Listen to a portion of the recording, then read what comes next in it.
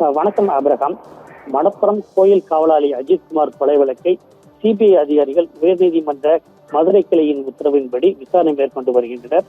நேற்றைய தினம் மதுரை ஆஸ்திகுளம் சிபிஐ அலுவலகத்தில் விசாரணை செய்யப்பட்ட அஜித்குமாரின் தம்பி நவீன்குமார், ஆட்டோ ஓட்டுநர் அருண்குமார், பிரவீன்குமார், வினோத்குமார் ஆகியோரை சிபிஐ அதிகாரிகள் இன்று திருப்போணம் அழைத்து வந்து விசாரணை மேற்கொண்டு வருகின்றனர். சிபிஐ டிஎஸ்பி மோஹித்குமார் தலைமையில் 10க்கும் மேற்பட்ட சிபிஐ அதிகாரிகள் இதில் கலந்து கொண்டு திருப்போணம் காவல் நிலையத்தில் என்ன நடந்தது, அதற்கு தொடர்பாக எங்கெங்கு யார் அழைத்து வரப்பட்டார்கள் என்பது குறித்து விசாரணை மேற்கொண்டனர்.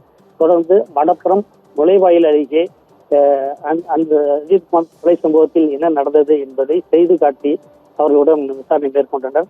அதனைத் தொடர்ந்து ராமேஸ்வரம் மதுரை நெடுஞ்சாலையில் உள்ள தட்டாங்குளம் அருகே ஒரு இடத்தில் ஆய்வு மேற்கொண்டனர். அங்கு அஜித்குமாரை தாக்கியதாக கூறப்படுகிறது.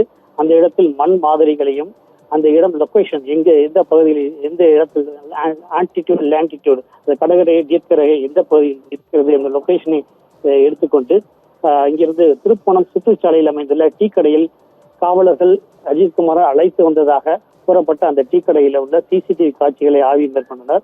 அப்போது அந்த அஜித்குமாருடன் வந்த காவலர்கள் யார், அஜித்குமாருடன் உடன் வந்த அவரோட நண்பர்கள் யார், அதாவது விசாரணைக்கு அஜித்குமாருடன் யார் அழைத்து வரப்பட்டார்கள் என்பது அந்த சிசிடிவி ஆதாரங்களை ஆய்வு செய்து அதனை விவரங்களை சேகரித்துக் கொண்டனர்.